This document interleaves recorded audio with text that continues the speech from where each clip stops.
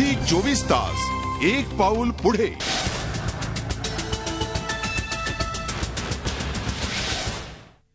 बातमीपत्रामध्ये स्वागत।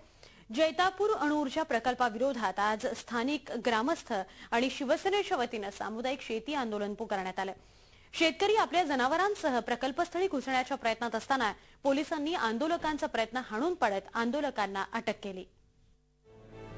रत्नागिरीतल्या जैतापूर अणुऊर्जा प्रकल्पाविरोधात स्थानिकांनी आपली जनावरं प्रकल्पस्थळी घुसवून आंदोलन केल्यामुळे काही काळ इथं असा तणाव निर्माण झाला होता।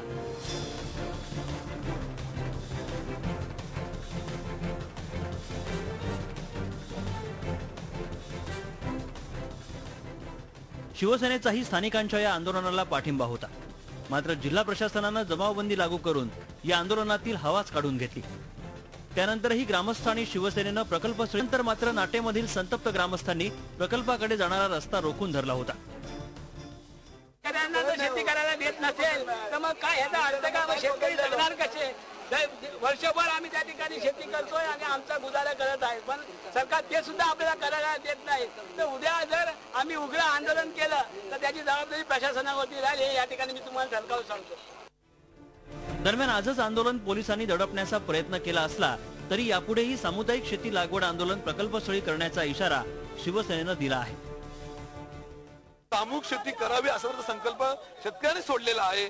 आज या ठिकाणी प्रशासनाने आणि पोलिसांनी इथं आम्हाला अडवलं असलं तरी भविष्यामध्ये टप्प्याटप्प्यामध्ये शेतकरी जागेवरती जाणार आणि शेती करणार हा आम्हा लोकांचा संकल्प शेतकऱ्यांनी सोडलेला आहे। जैतापूर आंदोलनात नेहमीच अग्रभागी राहिलेली शिवसेना आता बॅकफूटवर येऊ लागली आहे।